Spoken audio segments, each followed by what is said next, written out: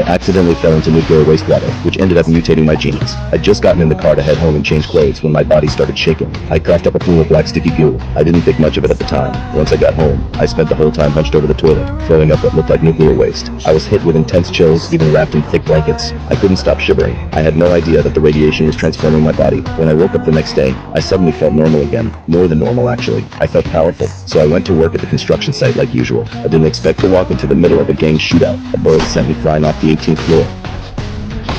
A fall from that height would kill anyone, but I only blacked out for a few seconds before coming to. I was stunned. I'd just fallen from the 18th floor and survived, realizing the gang was still upstairs. I took off running toward home. I ended up running dozens of miles without breaking a sweat, like I had unlimited energy. When I got home, I didn't have time to think I needed to deal with the bullet wound in my shoulder first. But right then, my downstairs neighbors started making a huge racket. I got angry instantly and wanted to warn them to keep it down. But when I threw a punch, I punched a huge hole straight through the metal door. My neighbors freaked out and hid. That's when I realized something had changed in my body. I pulled out my wardrobe and gave it a light push.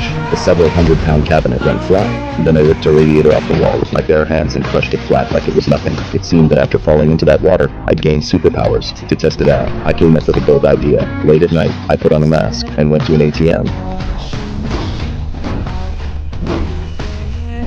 I just went for it, ripped the entire machine out of the wall, and carried it home. With cash in hand, I immediately bought a ton of ice cream and stuffed my freezer full. When I was changing the bandage on my gunshot wound, I discovered it had completely healed. My muscles had gotten more defined too. I felt like even Mike Tyson wouldn't stand a chance against me. Just as I was admiring myself, I heard screaming from a neighbor's apartment. I stepped outside to check it out and saw some thugs harassing my female neighbor from downstairs. Since I was normally a coward, I pretended to just be passing by and tried to leave. But the gang leader didn't like the look of me and slapped me across the face, telling me to get lost. Then he dragged the girl into the apartment, about to assault her. At the critical moment, I crashed through the window. This time, I wasn't backing down. The fat guy came right at me with a slap, but it didn't even faze me.